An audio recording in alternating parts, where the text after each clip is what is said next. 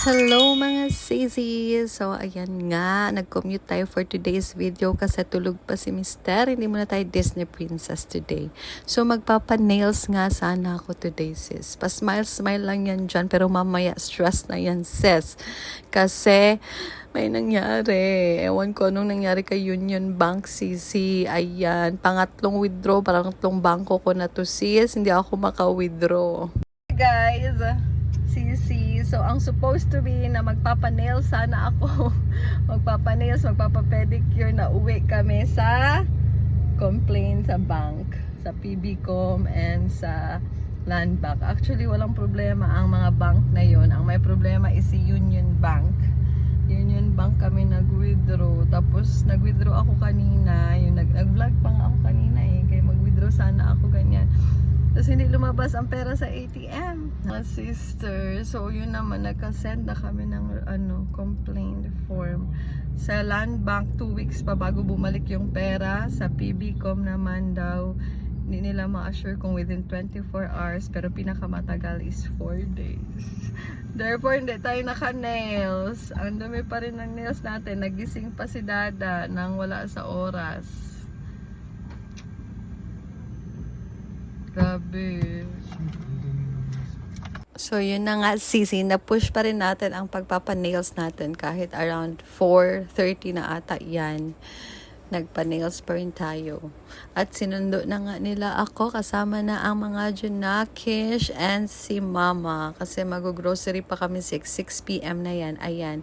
Nude lang napili kong nail sisi. Nagpa-gel tayo sa Espresso. Thank you so much, Espresso.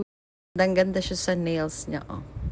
So, gutom na nga kami dyan, sisi. Kaya kumain muna kami dito sa Kaizu. Kasi kasama namin yung mga bata at hindi pa kami nakapag-dinner. Ayan. So, bumili na din kami ng kanilang favorite Dubai Chewy Cookie na halos every week nilang kinakain, sis, which is bad. Nagkaka-tonsillitis na sila, sisi. Naman kasi, mami din nila mahilig sa sweet. So, alam nyo na. Ayan, sarap na sarap si ate mo, girl.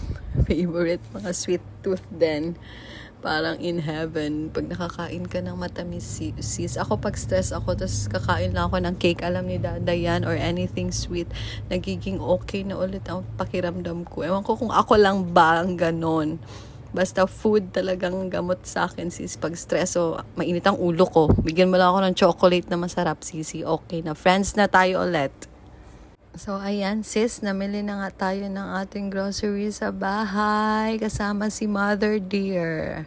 Tapos na siya bumili ng damit niya kanina sa department store. So, magko-close na malapit ang grocery. Ayan, di ba? Tell me na may daga ka sa bahay without telling me. Bumili ka ng mga ganyan. Kakaloka. At natapos na rin kami mag-grocery, sis. Buti na lang hindi masyadong mahaba yung pila dyan. At sa wakas, nakauwi na rin kami, sis.